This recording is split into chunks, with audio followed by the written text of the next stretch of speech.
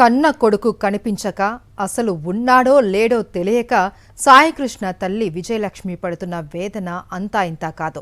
తన కుమారుడి ఆచూకీ కోసం పోలీస్ స్టేషన్, ప్రభుత్వ ఆసుపత్రి, చివరికి మార్చురీలో కూడా వెతికింది. మే నెలలో కృష్ణలంక పోలీసులు తమ కుమారుడిని తీసుకెళ్లారు అని, అప్పటి నుండి వెతుకుతూనే ఉన్నాము అని కన్నీరు మున్నీరుగా విలిపిస్తుంది. ఇప్పటికైనా తమ కుమారుడిని అప్పగించాలి అని, చనిపోతే కనీసం మృతదేహాన్నైనా ఇవ్వాలి అని చేతులెత్తి ముక్కుతుంది. తమకు న్యాయం చేయాలి అని వేడుకుంటున్న సాయికృష్ణ తల్లితో మా ప్రతినిధి సురేంద్ర ఫేస్ టు ఫేస్ చూద్దాం. కృష్ణలంక పోలీస్ స్టేషన్లో సాయికృష్ణ కేసుకు సంబంధించి ఇంకా అనుమానాలు అయితే మరింత పెరుగుతున్న పరిస్థితి కనిపించింది. ఈరోజు హైకోర్టులో హెబియస్ కార్పస్ పిటిషన్ వేసిన పోలీసులు తమ వద్ద సాయికృష్ణ లేడని చెప్పారు. అసలు సాయికృష్ణ ఉన్నాడా లేదా అనే అనుమానాలు అయితే పెరుగుతున్నాయి. ఒక పక్క లాకప్ డెత్ జరిగింది, సాయికృష్ణ మరణించాడనే వార్తలు కూడా వినిపిస్తున్న పరిస్థితి కనిపిస్తుంది. మనతో పాటు సాయికృష్ణ మదర్ విజయలక్ష్మి ఉన్నారు, ఆవిడతో కూడా మాట్లాడుతుంది. అమ్మ, ఏం జరిగింది అసలు? ఎందుకంటే సాయికృష్ణ ఇష్యూ ఈరోజు రాష్ట్ర వ్యాప్తంగా ఆ టాపిక్గా మారిన పరిస్థితి. సాయికృష్ణ సంబంధించి ఏం జరిగింది? సాయికృష్ణని మే 9వ తారీఖు నాడు మా అబ్బాయిని తీసుకెళ్లారు. మామూలుగా 2 కానిస్టేబుల్స్ వచ్చారు.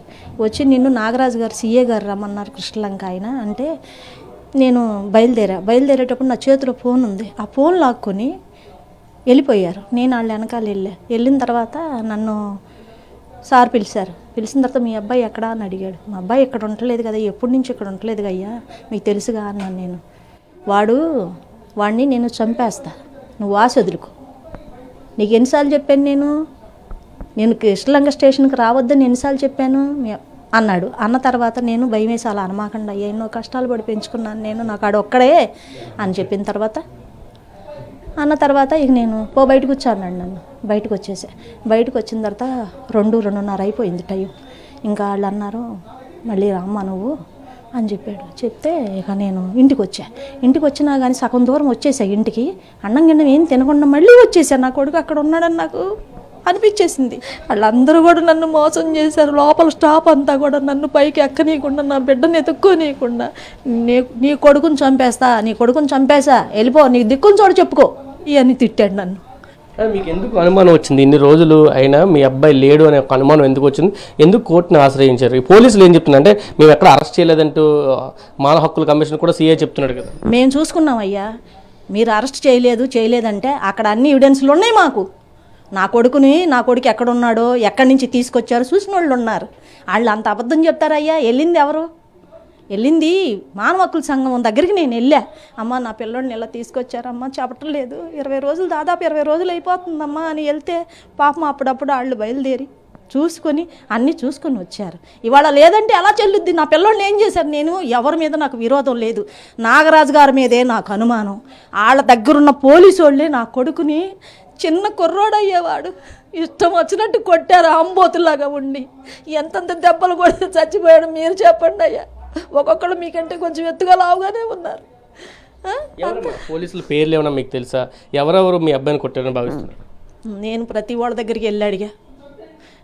దగ్గరికి వెళ్ళి అయ్యా నా కొడుకు నీకు తెలుసుగా అయ్యా, చెప్పయ్యా, నువ్వు పైకి వెళ్తావుగా, పైనే కొట్టేది పైనే, కాళ్ళకు కట్లు కట్టేది పైనే. వీడికి అందరికీ ఒక ఎదవ ఉన్నాడంట, ఎవడో డాక్టరు అక్కడ సందులో ఉంటాడంట. ఆడిని తీసుకొచ్చి వీడు గోల్డ్ పీకేసి, డాక్టరే కట్టు కడతాడంట. వీళ్ళందరి దగ్గరికి నేను వెళ్ళా, చేతులెత్తి దండం పెట్టుకుని, అయ్యా ఏదో మీరు కొట్టారయ్యా, ఆడు మీకు తెలవనోడు కాదుగా, నాకు ఇచ్చేయండి అయ్యా, నేను బాగు చేయించుకుంటాను. ఒక్కసారి పోనీ అమ్మా నేను ఉన్నానని ఒకసారి ఫోన్ చేయించండి అయ్యా, నేను రాలేదనుకుంటాడు. నేను ఇప్పటికీ చాలా చాట్లు ఎత్తుక్కున్నా. ఆఖరికి గవర్నమెంట్ హాస్పిటల్కి వెళ్ళి నేను ఊరంతా తిరిగి ఎక్కలేను. నన్ను కూడా వాళ్ళు ఎవరో లిఫ్ట్ ఆన్ చేస్తే నేను పైకి వెళ్ళి చూసుకుంటే ఎక్కడా లేడు. పిచ్చి పిల్లలు ఉన్నారు కానీ పైన నా కొడుకు లేడు. నేను మార్చురీలోకి వచ్చి అయ్యా ఈ ఫోటో మా అబ్బాయిదేమో చూడండి అయ్యా, ఈ పిల్లోడిని ఏమో తీసుకొచ్చారంటే లేదమ్మా అన్నారు. కొడుకుని చాలామంది కొట్టారు, చిత్రం చేశారు. మీరు తెలుసుకోండి, నాకు సరైన న్యాయం చేయండి, నేనేం అడగను. నా బిడ్డ అయిపోయాడు. ఎంతంత లావు నుండి ఇంట కొట్టారో నన్ను ఎవరు నేను చెప్తున్నాం, పూర్తిగా కన్నీంటి పర్యాంతం అవుతున్న పరిస్థితి కనిపిస్తుంది. ఖచ్చితంగా మాకు న్యాయం కావాలి, మా బిడ్డని ఇవ్వాలి, బతికుంటే బిడ్డనివ్వండి, ఒకవేళ దెబ్బలు తడితే మేము వైద్యం చేయించుకుంటాము, కానీ చనిపోతే కనీసం బాడీనే ఇవ్వండి, హిందూ సాంప్రదాయం ప్రకారం మేము మిగతా కార్యక్రమాలు చూసుకుంటాం. ఖచ్చితంగా ఇది ఒక విధంగా జరిగిన దాడే. ఇప్పుడు హెబియస్ కార్పస్ పిటిషన్లు ఇప్పుడు రాలేదు, 29వ తారీఖుకి వెళ్ళి వాయిదా పడింది. ఆ రోజు కనుక కోర్టులో హాజరుపరచకపోతే కనుక ఎవరైతే పోలీసులు ఉన్నారో వాళ్ళ మీద యాక్షన్ తీసుకుంటామంటూ హైకోర్టు కూడా చెప్పింది. ఖచ్చితంగా న్యాయం జరుగుతుందంటూ కూడా, న్యాయాన్ని తాము కోరుకుంటున్నామంటూ కూడా కుటుంబ సభ్యులు అయితే చెప్తున్న పరిస్థితి. కెమెరా పర్సన్ వెంకటతో కలిసి సురేంద్ర, సాక్షి టీవీ, విజయవాడ నుంచి.